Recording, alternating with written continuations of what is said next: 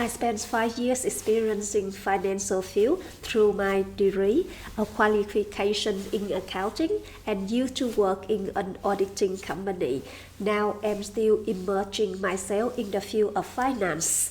However, one of the most valuable skills I have learned is how to manage my own finances, understand my bad money habits, and how to stop them.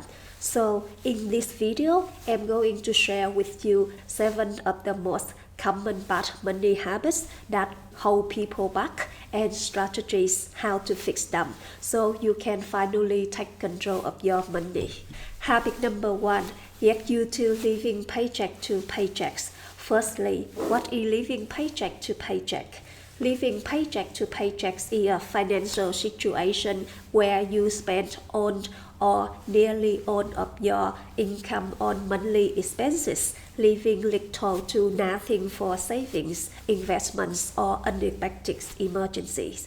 This lifestyle can be stressful, or as any unexpected expense such as medical bills, vet bill, or car repair can cause significant financial strain.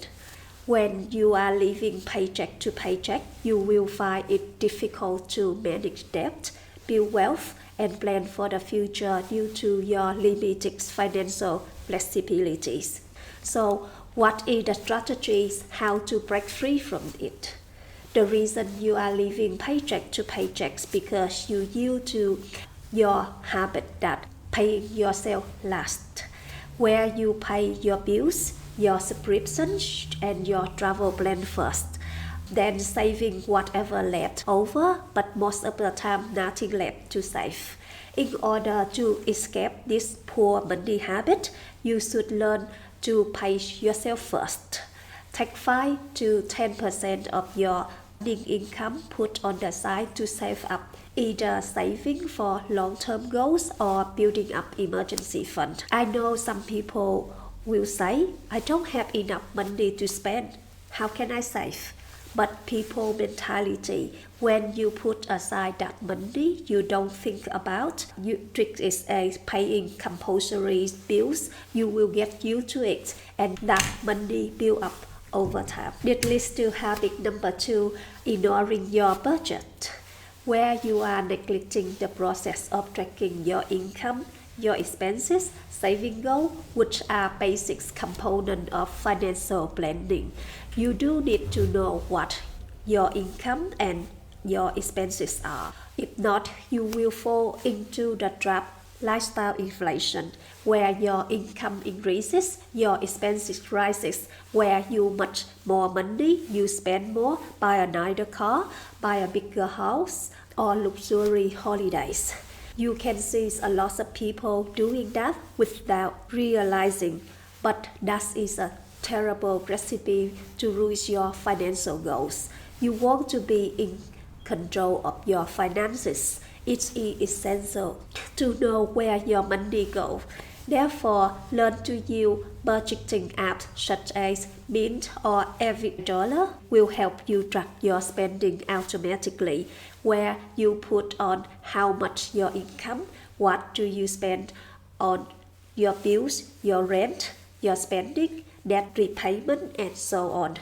You would be surprised how quickly patterns emerge. I used to spend hundreds on little things I barely remember. Seeing it on writing down surprised me. From there on, I am very conscious on spending. Every time when I want to buy something, I will stop and ask if I really need it. People know what their assets are, what their liabilities are, what steps they need to take to reach their goals, are more in control of their finances compared to people who just think or imagine about your fancy future without taking action. Let's move to habit number 3, only paying the minimum on debt. Minimum payment is barely reduce your balance and cost you tons on interest over time. The minimum payment is just enough to keep your account in good standing, but not enough to make the real progress on principles. The original amount that you borrow, that is what called principal. The rest mostly goes toward interest. So why it may feel you are chipping away at your net, in reality you are often just feeding the bank's profit, not your own financial freedom. Let's say if you own a $5,000 on credit card with a 20% interest rate, you only make the minimum payment, let's say $125 a month. You could end up taking more than 10 years to pay it off. You paying extra $7,000 in interest. This more than the original debt that you borrow. And that money could have invested, saved, or used for something meaningful. Instead, it's vanished into the air, making the profit for the bank, not for yourself. So instead, try the debt snowball or avalanche method to pay off your debt quicker. Focus on paying off smaller debt first or highest interest one. I did it to pay off my first credit card debt this way, and I feel really lighter on my shoulder. I include this video regarding to the debt payment method. You can check on the link below.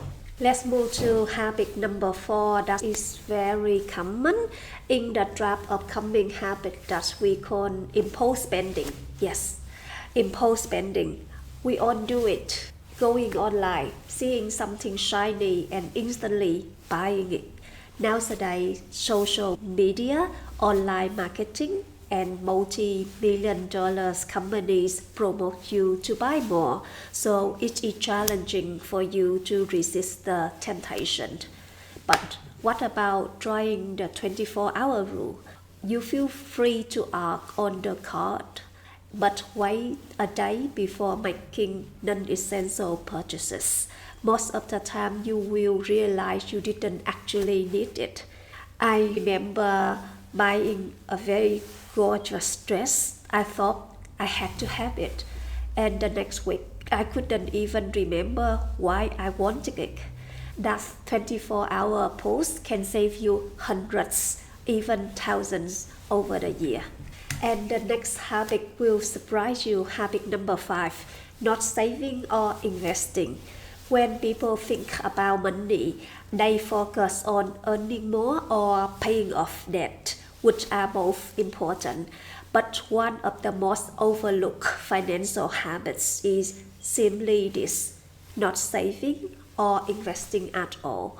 When you are not saving or investing, it's like standing still on the moving sidewalk. Only the sidewalk is going backward. Why?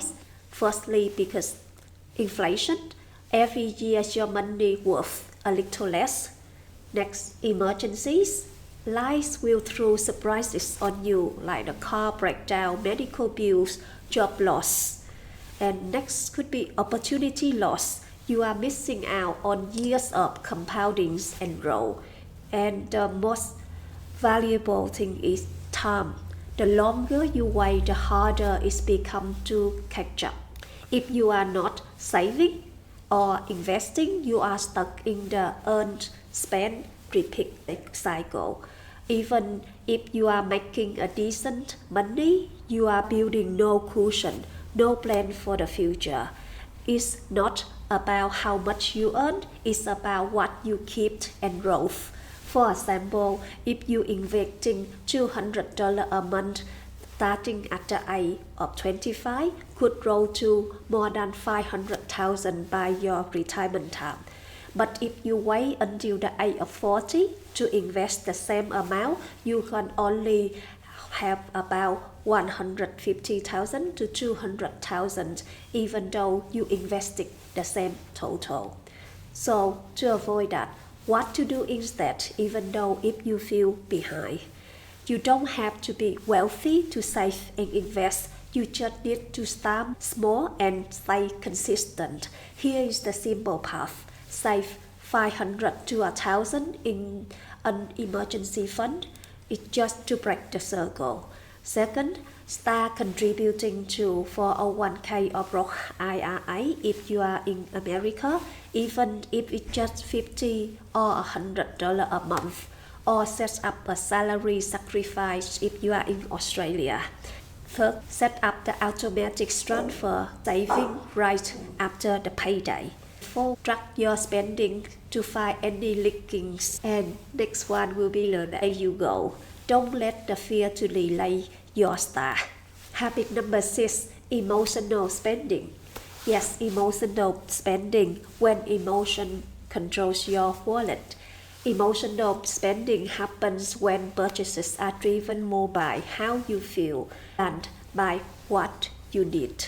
It can be ordering takeaway when you are overwhelmed, buying things you can't afford to treat yourself, shopping online out of boredom or loneliness, justifying expensive purchase with "I deserve it."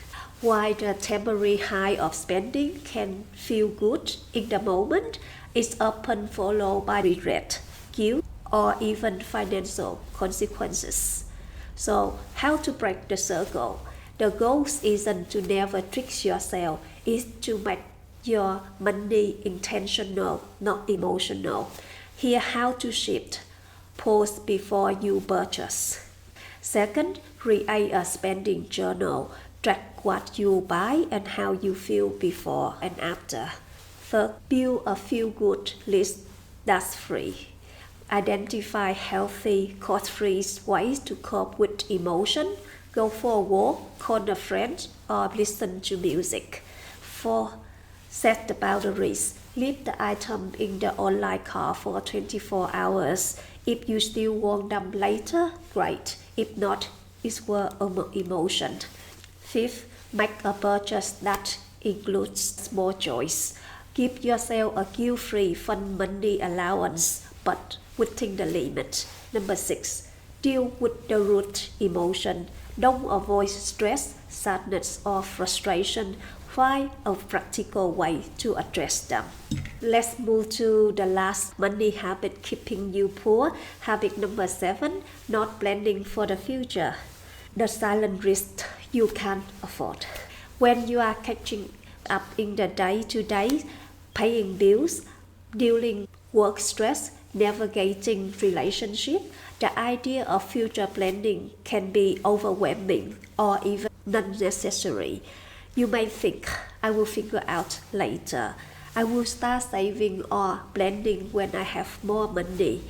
The consequences of not planning: when you fail to plan, you create the space for, firstly, stress, constantly reacting instead of responding with clarity. Second, missed opportunities because you didn't prepare when you had a chance. Financial instability because compound growth requires time, not perfection. The fourth one, dependence on others because you didn't build the systems. And the last one, you regret because you knew better but didn't do better. So, how to start planning for the future even you feel behind? You don't need a 20 years plan, you just need a direction and some momentum. Start with these steps. Firstly, get clear on your goal, where you want to be in your first 5 years, 10 years, financially, professionally, and personally. Second, track your current situation. Know your financial habits, your responsibility. You can't plan without awareness. Third, create buffer, an emergency, a basics. 4. Automate your future. You can start investing automatically, contribute to retirement account, or setting up recurrent saving transfers. And lastly, check in regularly. Planning is a living process. So if you don't take control of your future, someone or something else will. So breaking the habit isn't about perfection, it's about progress. Pick one habit to change this week and build momentum. Maybe it's a 24-hour rule, maybe it's a tracking every dollar, or maybe finally paying off the small debt. Small changes add up to big financial freedom. And here's the best part: these habits don't just improve your money, they reduce stress, give you more freedom, and let you actually enjoy life without worrying about the next paycheck. So pick one habit, make the change, and watch how it transforms your finances and your mindset. If this video helped you, please hit the like and subscribe button and share it with someone who needs it. The next video will explain you why looking poor is important to build your wealth.